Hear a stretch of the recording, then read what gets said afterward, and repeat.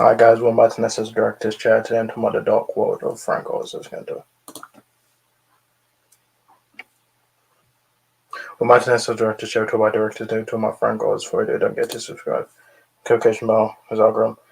So I'm going to go through all his movies, guys, till I follow this up. Now, before I start, I'm not going to include the Muppets guys talking, secrets behind the snow, the whole world watch, and Derek the Gaudios in and out itself, the documentaries. I'm just going to talk about his movies. So let's start. So 1982, we had The Dark Crystal, which is a dark fantasy film. It stars the voice of Stephen Garlick, Lisa Maxwell, Billy Whitelaw, Percy Edwards, and Barry Dennen, and it made $41.4 million, $25 million budget, and it received mixed reviews from mainstream critics, while being criticized for its darker, more dramatic tone. In contrast to Henson's previous work, it was praised for its narrative, aesthetic, and character over the years. It has been evaluated by critics and has garnered a cult following. And a prequel titled The Dark Crystal Age of Renaissance premiered on Netflix 2019 and lost for one season. This one's really good. I really like this movie, says Dark Crystal. Then in 1984, we had The Muppets Take Manhattan, which is a musical comedy drama.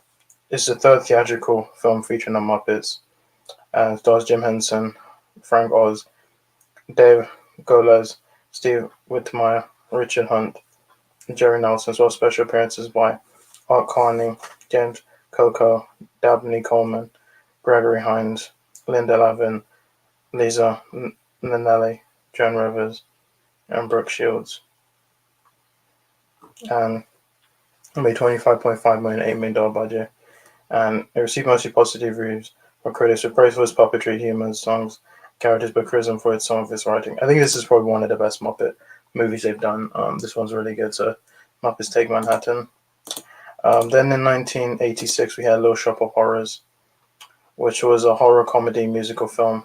It's an adaptation of the 1982 off-Broadway musical of the same name, which itself is an adaptation of the 1960 film Little Shop of Horrors. And it stars Rick Moranis, Ellen Greene, Vincent Gardenia, Steve Martin, James Belushi, John Candy, Christopher Guest, and Bill Murray. I mean, $39 million, $25 million budget. It was well received by critics and audiences alike, eventually developing a cult following. And I really like this. I think this movie's probably even better than the original. This movie's really good. The Little Shop of Horrors. Then 1988, we had Run Scoundrels, which is a comedy film. It's a remake of the 1964 film Bedtime Story, and it stars Steve Martin, Michael Caine, Glenn Headley, Anton Rogers, and Barbara Harris. It made $42 million and received positive reviews. Then in 1991, we had What About Bob, which is a comedy film. It stars Bill Murray and Richard Dreyfuss, Julie Haggerty, and Charlie Cosmo. And it made $37.3 million, $39 million budget, and it received positive reviews.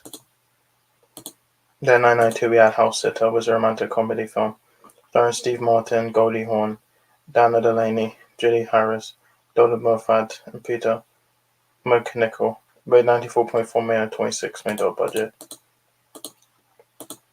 Then in 1995, we had The Indian in the Cupboard, which is a family fantasy film based on a 1980 children's book of the same name. It stars Hal Scardina, Lightfoot, Lindsay Krause, Richard Jenkins, Rishi Bhatt, and David Keith. And made $35.7 million, $45 million budget. Received mixed to positive reviews, but it was a box office bomb. Then 1999, we had 1997, we had In and Out, which is a comedy film starring Kevin Kline, Tom Selleck, Joan Cusack, Matt Dillon, Debbie Reynolds, Bob Newhart, Shalom Harlow, and Wilford Brimley, and made $63.9 million, $35 million budget, and it received positive reviews. And 1999, we had Bfinger, which is a satirical buddy comedy film, and it stars Steve Martin, Eddie Murphy, Heather Graham, Christine Baranski, and Terrence Stamp, made $19.5 million, $55 million budget. It received positive reviews. The film is considered by many as one of Steve Martin and Eddie Murphy's best and most underappreciated films. Then in 2001, we had The Score, which is a heist film. It stars Robert De Niro, Edward Norton, Angela Bassett, and Marlon Brando in his final film role. It was the only time that Brando and De Niro appeared on screen together. It made $113.5 million, $68 million budget. Then in 2004, we had The Stepford Wives, which is a science fiction black comedy film starring Nicole Kidman, Matthew Broderick, Bette Midler, Glenn Close, Christopher Walken, and Faith Hill. The second feature film adaptation of Ira Levin's 1972 novel of the same name, following 1975 film of the same name. It made $103.3 million and $100 million budget. It received negative reviews and was a box office failure.